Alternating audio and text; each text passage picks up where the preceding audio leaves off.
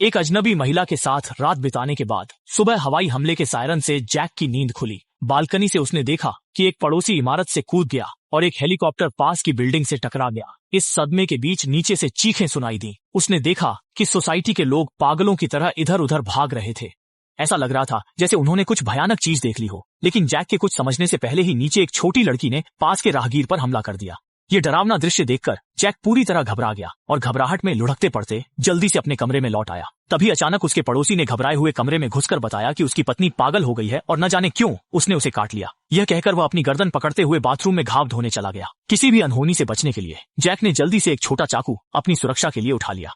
इसी बीच टीवी पर अचानक एक आपातकालीन खबर प्रसारित होने लगी। दुनिया भर में अचानक एक वायरस का हमला हुआ है और संक्रमित लोग नरभक्षी व्यवहार कर रहे हैं। उनके मुख्य लक्षण हैं आंखों से खून बहना और जोर जोर से चीखना। यह वायरस खून के जरिए फैलता है और अगर किसी को काट लिया जाए या खरोंच आ जाए तो कुछ ही सेकंड में संक्रमण हो जाता है। पड़ोसी की बातों को याद करते हुए जैक तुरंत सतर्क हो गया। जैक ने देखा कि पड़ोसी की आंखें लाल होना संक्रमण का लक्षण था।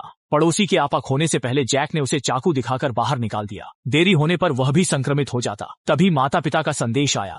पिता ने उसे दरवाजा न खोलने की हिदायत दी क्योंकि वे रास्ते में थे। इससे जैक को उम्मीद मिली। माता पिता की सुरक्षा के लिए जैक ने खुद को सुरक्षित रखने की ठानी। 6 दिन बाद भी वायरस की स्थिति नहीं सुधरी और मोबाइल सिग्नल न होने से उसे माता पिता की चिंता सताने लगी। 19 दिन और बीतने पर बिल्डिंग का पानी बंद हो गया। पानी की कमी के बावजूद घर में मौजूद शराब और मिनरल वाटर से वह कुछ दिन और जीवित रह सकता था।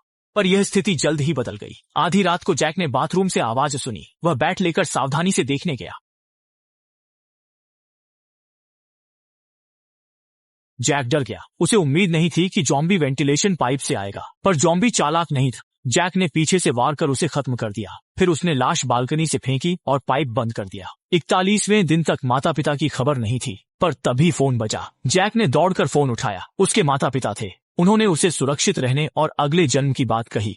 वे और बात करना चाहते थे। माता पिता की बात पूरी होती उससे पहले फोन से उनकी भयानक चीखें सुनाई देने लगीं। साफ था उनके साथ कुछ बुरा हुआ है। ये जैक के लिए आखिरी झटका था। दुखी जैक ने आत्महत्या की सोची। उसने रस्सी गले में डाल जान देने की ठानी, पर जैसे ही वह कुर्सी को लात मारने वाला था